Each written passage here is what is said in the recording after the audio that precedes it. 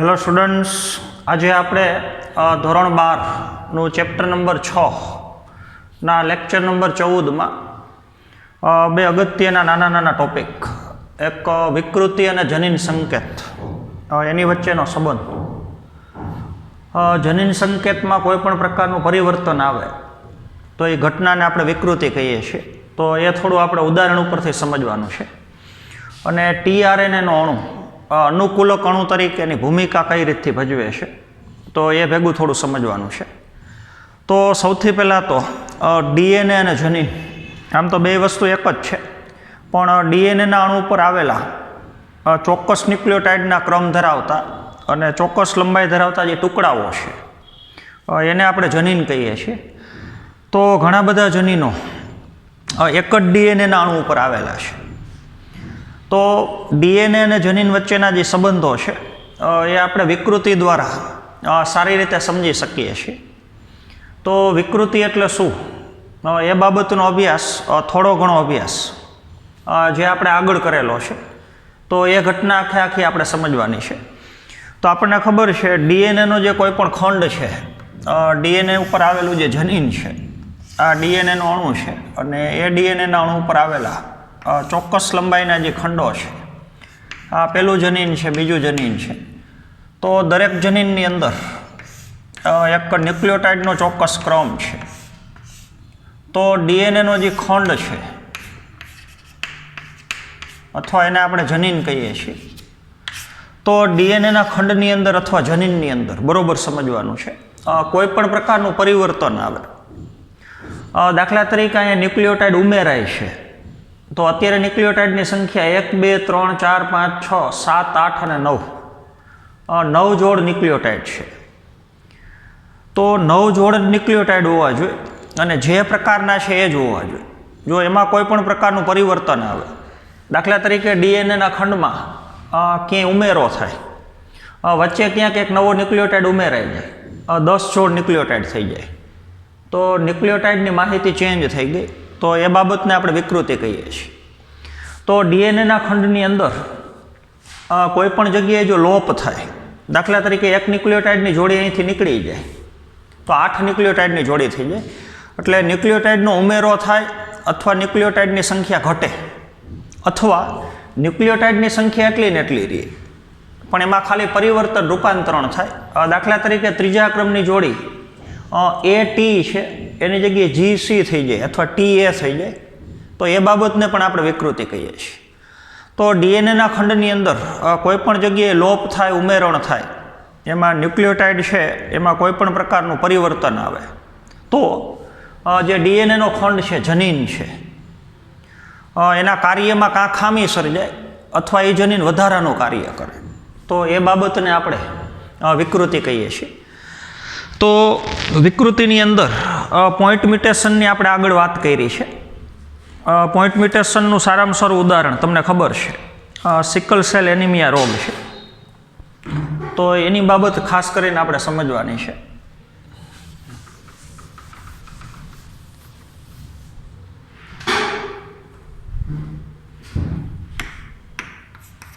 રોગનું નામ છે સિકલ સેલ એનિમિયા.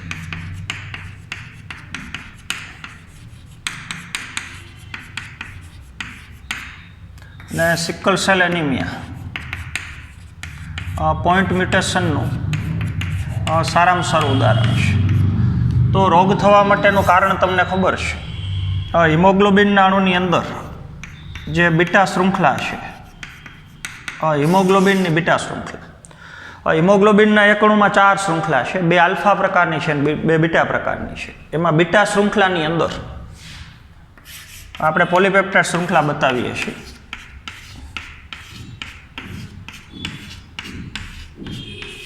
તો એમાં 6થા ક્રમનો જે એમિનો એસિડ છે એ હોવો જોઈએ ગ્લુટેમિક એસિડ, પણ એની જગ્યાએ ઘણી વખત વેલાઇન ગોઠવાઈ જાય. બસ, તો આખી શૃંખલા છે એ બિનકાર્યરત થઈ ગઈ. તો આવી વિકૃત શૃંખલા સર્જાણી એના માટેનું કારણ, આ શૃંખલાનું નિર્માણ જે ડીએનએમાંથી થાય છે. તો આપણને ખબર છે સૌથી પહેલાં ડીએનએનો અણુ, એ ડીએનએના અણુમાં પ્રત્યાંકનની ક્રિયા થઈને એમાંથી બનશે એમઆરએનએ અને એમઆરએનએમાંથી બનશે બીટા શૃંખલા, બીટા ગ્લોબિનની શૃંખલા. તો વિકૃતિ ડીએનએના અણુમાં છે, ડીએનએના ખંડમાં છે. તો આપણને ખબર છે અહીંયા ખાલી એક જ ન્યુક્લિયોટાઇડનો ક્રમ, ન્યુક્લિયોટાઇડ ઉમેરાય ને દૂરે ન થાય, ખાલી એક ન્યુક્લિયોટાઇડનો ક્રમ ચેન્જ થઈ જાય. તો એમઆરએનએ ઉપર ન્યુક્લિયોટાઇડનો ક્રમ ચેન્જ થઈ જાય અને એમઆરએનએ ઉપર ન્યુક્લિયોટાઇડનો ક્રમ ચેન્જ થઈ જાય તો જનીન સંકેત ચેન્જ થઈ ગયો. તો આપણને ખબર છે જીવજી નામનો જનીન સંકેત એ ગ્લુટેમિક એસિડની ગોઠવણી કરે છે. તો એ જીવજી જનીન સંકેત ચેન્જ થયો એનું કારણ ટેમ્પલેટ શૃંખલા ઉપર એક જગ્યાએ ન્યુક્લિયોટાઇડનો ખાલી ક્રમ ચેન્જ થાય, ન્યુક્લિયોટાઇડ એટલા ને એટલા રહે, ન્યુક્લિયોટાઇડ ઉમેરાય ને દૂરે ન થાય, ખાલી ન્યુક્લિયોટાઇડનો એક જ ન્યુક્લિયોટાઇડનો ક્રમ ચેન્જ થાય અને જેના હિસાબે એમઆરએનએ ઉપરનો છઠ્ઠા ક્રમનો જે જનીન સંકેત છે જીયુજી, જે ગ્લુટેમિક એસિડને ગોઠવે છે, એ ચેન્જ થઈ જાય અને એની જગ્યાએ હવે બદલાયેલો જનીન સંકેત વેલાઇન નામનો એમિનો એસિડ ગોઠવે છઠ્ઠા ક્રમ ઉપર. તો એ રોગને આપણે સિકલ સેલ એનિમિયા કહીએ છીએ. તો આ વિકૃતિને તમે પોઈન્ટ મ્યુટેશન કહી શકો. એક એવું ચોક્કસ બિંદુ છે, એક એવો પોઈન્ટ છે કે ત્યાં ખાલી ફક્ત ન્યુક્લિયોટાઇડના ક્રમમાં જ ચેન્જીસ આવ્યું. તો કોઈપણ ડીએનએનો ખંડ કોઈપણ જનીનની અંદર એક જગ્યાએ ન્યુક્લિયોટાઇડનો ક્રમ ખાલી ચેન્જ થઈ જાય અને જેના લીધે યોગ્ય પ્રોટીનનું નિર્માણ ન થાય તો એ વિકૃતિને આપણે પોઈન્ટ મ્યુટેશન કહીએ છીએ. તો સિકલ સેલ એનિમિયા એ પોઈન્ટ મ્યુટેશનનું બહુ સારામાં સારું ઉદાહરણ છે. હવે તમારા ટેક્સ્ટ બુકની અંદર પછી એવું વર્ણન કરેલું છે કે પોઈન્ટ મ્યુટેશનના બીજા ઉદાહરણ લઈએ તો ખરેખર આને જ પોઈન્ટ મ્યુટેશન કહેવાય.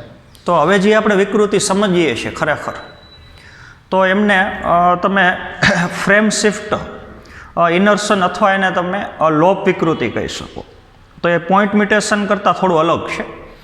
પોઈન્ટ મ્યુટેશનની અંદર ન્યુક્લિયોટાઇડ ઉમેરાય ને દૂરે ન થાય, એટલે આ જે ટેમ્પલેટ શૃંખલા છે એમાં ન્યુક્લિયોટાઇડની સંખ્યા એટલી ને એટલી રહે, ખાલી એક જગ્યાએ ન્યુક્લિયોટાઇડનો ખાલી ક્રમ ચેન્જ થઈ જાય. અહીં એ હોવું જોઈએ તેની જગ્યાએ દાખલા તરીકે ટી આવી જાય, તો એ ટી હોય તેની જગ્યાએ ટી એ થઈ જાય અથવા જીસી થઈ જાય.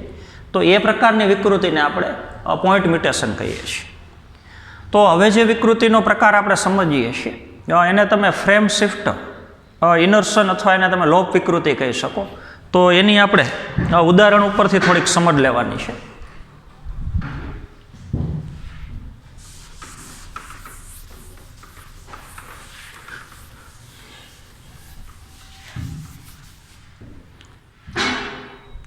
તો એ વિકૃતિમાં કેવી ઘટના બને છે એ આપણે ઉદાહરણ ઉપરથી સમજીએ. દાખલા તરીકે એક વાક્ય છે, તમે ટેક્સ્ટ બુક પ્રમાણે લઈએ છીએ આપણે, રામ હેઝ રેડ કેપ. તો આનો અર્થ થાય છે કે રામ પાસે લાલ રંગની ટોપી છે. તો રામ હેઝ રેડ કેપ આ વાક્યની અંદર 3 અક્ષરના 4 સમૂહ છે. તો આવું જ આપણને ખબર છે એમઆરએનએ ઉપર છે. આ વાક્યની જગ્યાએ આપણે એમઆરએનએ બતાવીએ અને એમાં આપણે એ જ રીતથી બતાવીએ.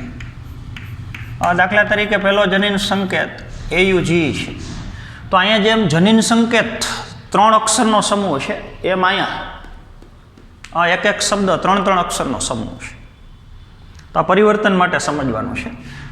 બીજો જનીન સંકેત દાખલા તરીકે યુયુયુ છે. ત્રીજો જનીન સંકેત યુએસી છે, સોરી યુયુસી છે. એના પછીનો જનીન સંકેત ટ્રિપલ સી છે. એના પછીનો જનીન સંકેત ટ્રિપલ એ છે.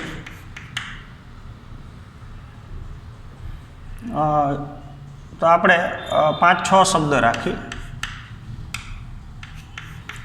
એએયુ છે. તો એકામેરોનો ઉપરના આ જનીન સંકેત છે. તો બરાબર સમજવાનું છે. તો હવે જે ડીએનએમાંથી આ એમઆરએનએ બન્યો છે એ ડીએનએની ટેમ્પલેટ શૃંખલા ઉપર એ પ્રમાણે ક્રમ હશે.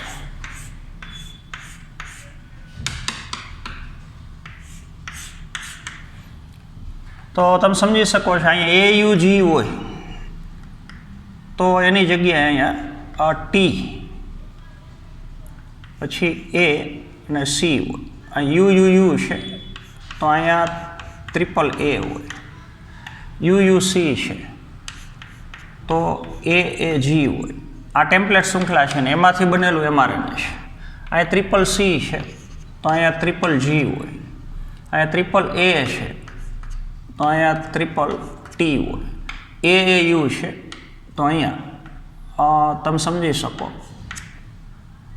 ટી અને અહીંયા એ છે.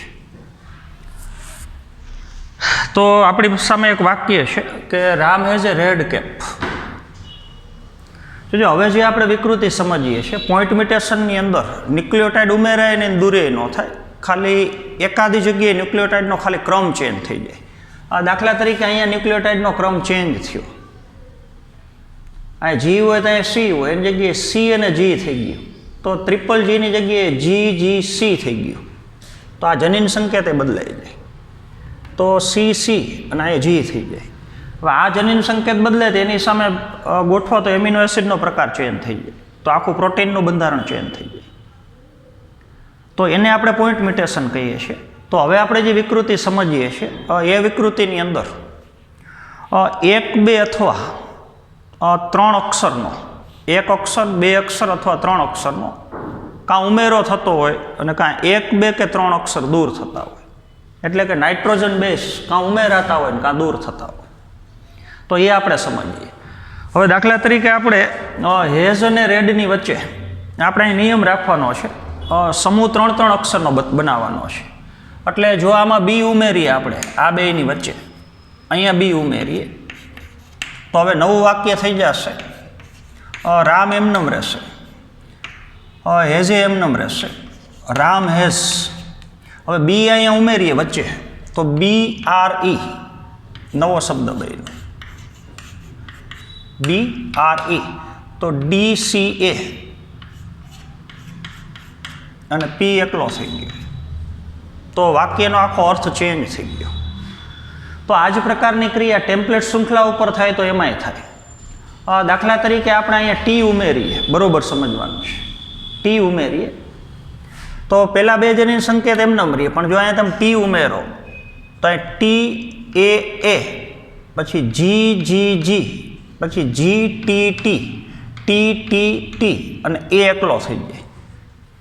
તો ટેમ્પલેટ શૃંખલા ઉપરની જે પ્રોટીન બનવા માટેની જનીનિક માહિતી છે એ ચેન્જ થઈ ગઈ.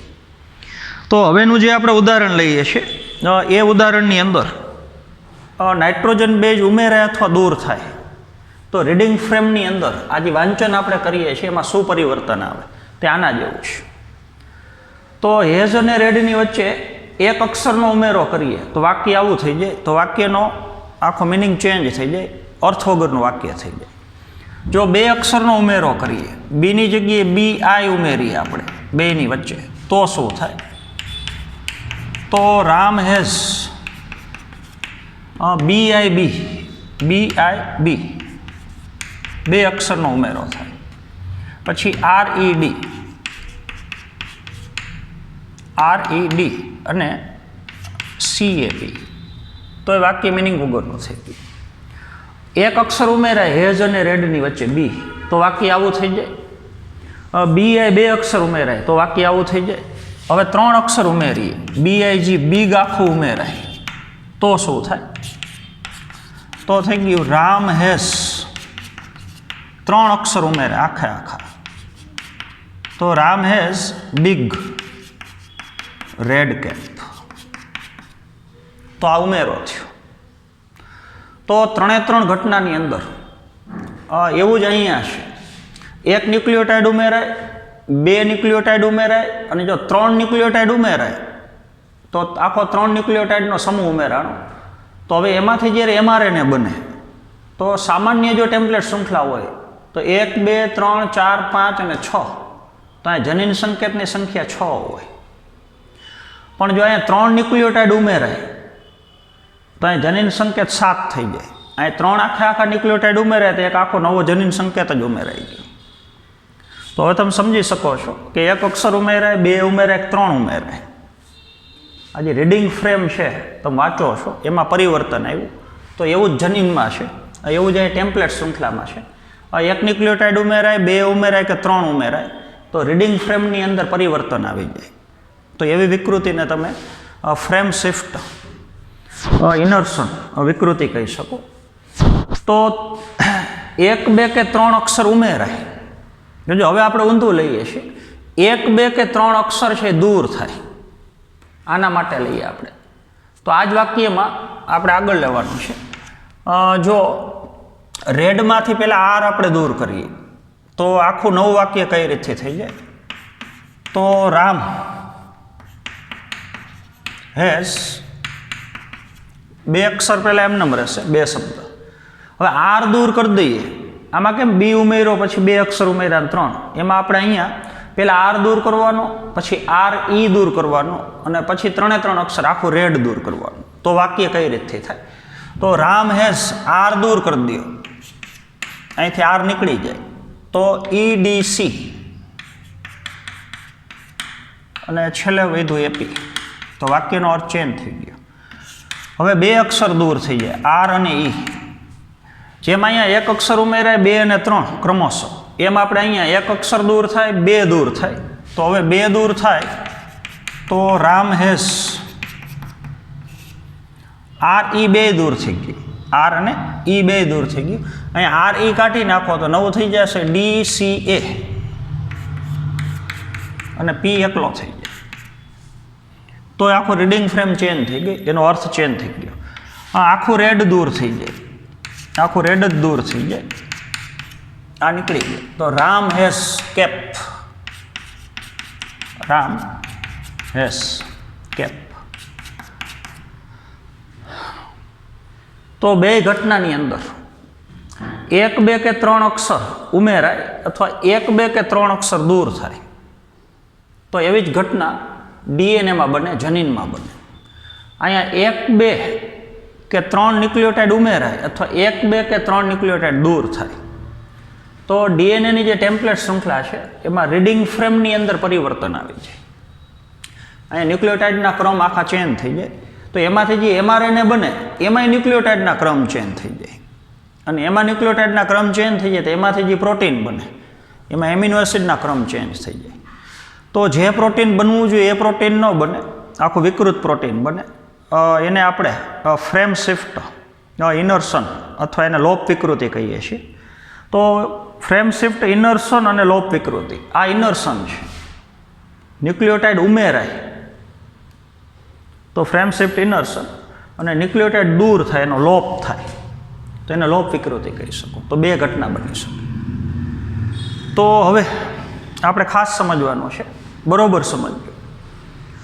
1 કે 2 અક્ષર ઉમેરાય અથવા 1 કે 2 અક્ષર દૂર થાય તો એની જગ્યાએ આપણે નાઇટ્રોજન બેઝ શબ્દ વાપરવાનો. 1 કે 2 નાઇટ્રોજન બેઝ ઉમેરાય અથવા 1 કે 2 નાઇટ્રોજન બેઝ ઉમેરાય તો અહીંયા જે રીડિંગ ફ્રેમ છે એમાં પરિવર્તન આવી જાય. તો એને આપણે ફ્રેમ શિફ્ટ ઇનર્સન અથવા એને આપણે લોપ વિકૃતિ કહીએ છીએ. બરોબર સમજવાનું છે. 1 કે 2 અક્ષર ઉમેરાય અથવા 1 કે 2 અક્ષર દૂર થાય તો આગળના અને પાછળના જનીન સંકેત, એમાં આગળના જનીન સંકેત એમને રહે. આગળના જ્યાં ઉમેરો થયો હોય દૂર થયો હોય એની આગળના જનીન સંકેત એમને રહે. રામ હેઝ એ બધે એક સરખો રહે. પણ જ્યાં 1 કે 2 અક્ષરનો ઉમેરો થયો હોય અથવા દૂર થયો હોય તો એના પછીના જે જનીન સંકેત છે એમાં ચેન્જીસ આવી જાય, કારણ કે પરિવર્તન એના પછી આવે છે. પણ આમ 1 કે 2 અક્ષરનો ઉમેરો દૂર થાય તો એવું થાય. હવે 3 અક્ષર અથવા એના ગુણાંકમાં અક્ષરનો ઉમેરો થાય અથવા દૂર થાય તો શું થાય એ આપણે જોયું. બરોબર સમજવાનું છે.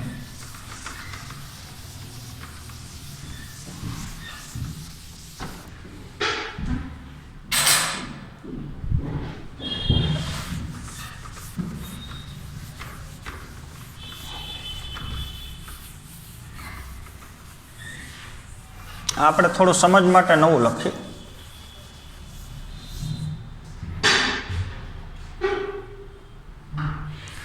એક વાક્ય છે આપણે લખ્યું એ જ પ્રમાણે કે રામ હેઝ રેડ કેપ. આ મૂળ વાક્ય છે. 3 અક્ષરના 4 સમૂહ છે.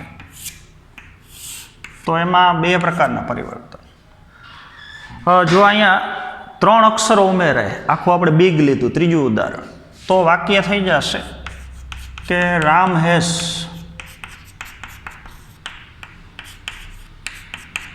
Big red cap. તો 4ની જગ્યાએ 5 અક્ષર થઈ ગયા. અને જો આખો શબ્દ નીકળી જાય 3ના સમૂહમાં, તો વાક્ય થઈ જાય રામ હેઝ કેપ. તો અહીંયા બિગ ઉમેરાણું BIG અને આ રેડ દૂરથી RED. આ બરોબર સમજવાનું છે. એક અક્ષર કે બે અક્ષરનો ઉમેરો થાય તો રીડિંગ ફ્રેમની અંદર પરિવર્તન આવી જાય. તો એ તો એક કે બે અક્ષર માટે લીધું. હવે 3 અક્ષર બરોબર સમજવાનું છે. 3 અક્ષર કાં ઉમેરાય ને કાં 3 અક્ષર દૂર થાય, અથવા 3ના ગુણાંકમાં, એ જો બરોબર સમજવું. 3ના ગુણાંકમાં એટલે 3 હોય, 6 હોય, 9 હોય, 12 હોય, 15 હોય. તો 3 અથવા 3ના ગુણાંકમાં અક્ષરો ઉમેરાય અથવા દૂર થાય, તો એવું આપણે DNA માટે લેવાનું.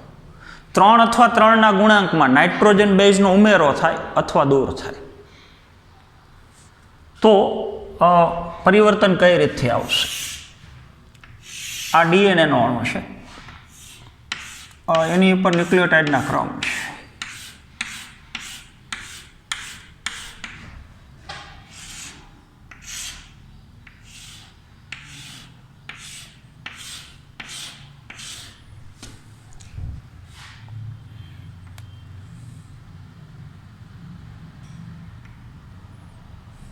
આ mRNA નો અણુ છે. દાખલા તરીકે એના ઉપર પેલો જનીન સંકેત AUG છે, પછી UU છે, પછી CCC છે, GG છે, પછી AAC છે અને CCA છે. આ mRNA છે. mRNA ઉપર આ પ્રકારના જનીન સંકેત છે. આ DNA નો અણુ છે. DNA અણુની આ ટેમ્પલેટ શૃંખલા છે. જો અહીંયા AUG હોય તો તમને ખબર છે, અહીંયા TAC હોય, UU હોય તો અહીંયા AAA હોય, CCC હોય તો અહીંયા GG હોય, GG હોય તો અહીંયા CCC હોય, AAC હોય તો TT અને G હોય, CCA હોય તો GG અને અહીંયા T હોય. તો જેમ અહીંયા દાખલા તરીકે 3 અક્ષરનો ઉમેરો થયો, જો 6 અક્ષરનો ઉમેરો થયો તો આવા 2 શબ્દ અહીં ઉમેરાણા હોત. તો 1, 2, 3 ને 4, 4 શબ્દની જગ્યાએ 5 શબ્દ થઈ ગયા, કારણ કે 3 અક્ષરનો આખો સમૂહ ઉમેરાણો. તો એવું જ અહીંયા DNAમાં થાય. જો અહીંયા 3 ન્યુક્લિયોટાઇડ ઉમેરાય, જોજો વચ્ચે દાખલા તરીકે UU અહીંયા ઉમેરાઈ ગયું અહીંયા, તો 1, 2, 3, 4, 5 અને 6, 3 અક્ષરના 6 સમૂહ છે એની જગ્યાએ 7 થઈ ગયા. તો હવે mRNA બને તો એવું થાય. તો mRNA બને તો બેયની વચ્ચે અહીંયા UU હોય તો અહીંયા AAA વાળો સંકેત નવો ઉમેરાઈ જાય. તો અહીંયા જનીન સંકેત 6ની જગ્યાએ 7 થઈ ગયા. તો હવે જે પ્રોટીન બનવાનું હોય એની પોલીપેપ્ટાઇડ શૃંખલામાં 6 એમિનો એસિડની જગ્યાએ 7 એમિનો એસિડ થઈ જાય. તો હવે તમે સમજી શકો કે 3 અથવા 3ના ગુણાંકમાં, બરોબર સમજજો, 3 અથવા 3ના ગુણાંકમાં નાઇટ્રોજન બેઝ ઉમેરાય અથવા દૂર થાય. અહીંયા બિગ ઉમેરાણું અને રેડ દૂર છે. 3 અક્ષરના સમૂહમાં ક્રિયા થાય. આગળ 2 લીધું એ 1 કે 2 અક્ષરની અંદર વધારો કે ઘટાડો થાય. તો અહીંયા 3ના સમૂહમાં નાઇટ્રોજન બેઝનો ઉમેરો થાય, એટલે 3, 6, 9, 12 એવા અક્ષરો ઉમેરાય અથવા દૂર થાય, બે લેવલ. તો જે જનીન છે એમાં નાઇટ્રોજન બેઝનો 3 નાઇટ્રોજન બેઝ અથવા એના ગુણાંકમાં કાં ઉમેરો થયો ને કાં દૂર થયા, તો એના લીધે રીડિંગ ફ્રેમની અંદર પરિવર્તન આવી જાય. તો mRNA ઉપર 3 અથવા 3ના ગુણાંકમાં જનીન સંકેતની સંખ્યા કાં વધે ને કાં ઘટે. આવું થાય તો વધે, જો 3 કે 3ના ગુણાંકમાં નાઇટ્રોજન બેઝનો ઉમેરો થાય તો જનીન સંકેત mRNA ઉપર 4 હોવા જોઈએ એની જગ્યાએ 5 થઈ જાય. જો 3 કે 3ના ગુણાંકમાં નાઇટ્રોજન બેઝ ઘટે તો જનીન સંકેતની સંખ્યા 4માંથી 3 થઈ ગઈ. તો આ વાક્યમાં જેમ પરિવર્તન આવે એ જ પ્રકારના પરિવર્તન DNA અને mRNA ઉપર આવે. તો 3 કે 3ના ગુણાંકમાં બરોબર સમજવાનું છે. 3 કે 3ના ગુણાંકમાં નાઇટ્રોજન બેઝનો ઉમેરો થાય ઘટાડો થાય તો mRNA ઉપર જે જનીન સંકેતની સંખ્યા છે એ પણ 3 કે 3ના ગુણાંકમાં કાં ઘટે ને કાં વધે. અને એવું થાય તો એમાંથી જે પોલીપેપ્ટાઇડ બનવાનું છે, પ્રોટીન બનવાનું છે, એમાં એમિનો એસિડની સંખ્યામાં પણ 3 કે 3ના ગુણાંકમાં કાં વધારો થાય ને કાં ઘટાડો થાય. અહીંયા 3 કે 3ના ગુણાંકમાં નાઇટ્રોજન બેઝનો વધારો થયો હોય તો 3 કે 3ના ગુણાંકમાં જનીન સંકેતની સંખ્યા વધે અને 3 કે 3ના ગુણાંકમાં જનીન સંકેતની સંખ્યા વધે તો અહીં એમિનો એસિડની સંખ્યા વધે. અને ઘટાડો થયો હોય તો એ પ્રમાણે બધામાં ઘટાડો થાય. તો આવી વિકૃતિને ફ્રેમ શિફ્ટ ઇનર્શન, જો 3 કે 3ના ગુણાંકમાં વધારો થતો હોય તો એને ફ્રેમ શિફ્ટ ઇનર્શન કહી શકો અને ઘટાડો થતો હોય તો એને લોપ વિકૃતિ કહી શકો. તો હવે 3 કે 3ના ગુણાંકમાં બરોબર સમજવાનું છે. અહીંયા દાખલા તરીકે ટ્રિપલ યુ ઉમેરાણું તો અહીંયા એક નવો જનીન સંકેત 2 પછી ટ્રિપલ એ ઉમેરાઈ જશે. તો જ્યાં આવો 3 કે 3ના ગુણાંકમાં ઘટાડો કે વધારો થયો હોય તો રીડિંગ ફ્રેમમાં આગળ કાંઈ પરિવર્તન ન આવે, કારણ કે 3નો આખો સમૂહ જ ઉમેરાણો. એટલે ટ્રિપલ સી એમનેમ રહીએ. ઓલું 1 કે 2ની સંખ્યામાં ઘટાડો કે વધારો થયો હોય તો જે પોઈન્ટ ઉપર, જે બિંદુ ઉપર 1 કે 2ની સંખ્યામાં જો અક્ષરોનો ઘટાડો કે વધારો થયો હોય તો આગળની જે રીડિંગ ફ્રેમ છે એમાં પરિવર્તન આવી જાય, આપણે જોયું. પણ 3 કે 3ના ગુણાંકમાં ઘટાડો કે વધારો થયો હોય તો જે જગ્યાએ આવું થયું છે એનાથી આગળની રીડિંગ ફ્રેમ હતી એવી ને એવી એમનેમ રહેશે, કારણ કે આખો 3નો સમૂહ ઉમેરાણો. અને 1 કે 2 અક્ષરનો ઘટાડો કે વધારો થાય તો રીડિંગ ફ્રેમમાં આગળ પરિવર્તન આવી જાય. તો આને તમે ફ્રેમ શિફ્ટ ઇનર્શન અથવા એને તમે લોપ વિકૃતિ કહી શકો. કેપ એમનેમ રહીએ, અહીંથી રેડ દૂર થઈ જાય તોય કેપ એમનેમ રહીએ અને રેડ ઉમેરાય તો કેપ એમનેમ રહીએ. તો ઉમેરો થાય કે ઘટાડો થાય આગળ કાંઈ રીડિંગ ફ્રેમની અંદર પરિવર્તન ન આવે તો આગળ જે એમિનો એસિડ ગોઠવાના એ જ ગોઠવાશે.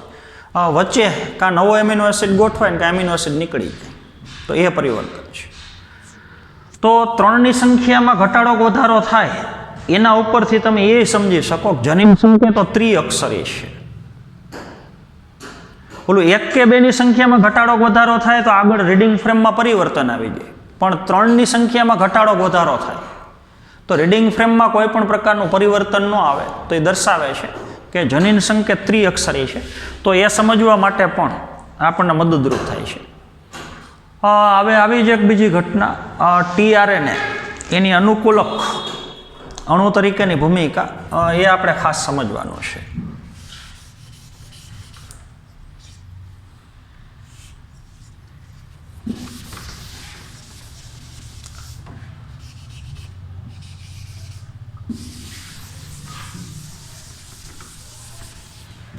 તો એ આપણે થોડું સમજીએ.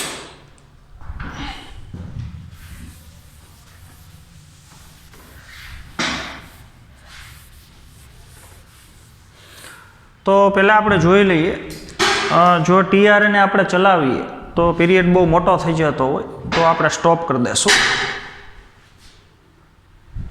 તો એવું જ થશે. ઓલરેડી 30 મિનિટ જેવું થઈ ગયું છે. તો હવે tRNAનો અણુ અનુકૂલક અણુ તરીકેની ભૂમિકા ભજવે છે એ ટોપિક અત્યારે આપણે બાકી રાખીએ છીએ. એ આપણે આવતા પીરિયડમાં લેશું. તો આજના પીરિયડમાં આપણે એક જ ટોપિક વિકૃતિ અને જનીન સંકેત એની માહિતી લીધી. પછીનો પ્રશ્ન આપણે આવતા પીરિયડમાં ચલાવશું. તો આજના પીરિયડમાં આપણે અહીંયા સુધી રાખશું. Thank you.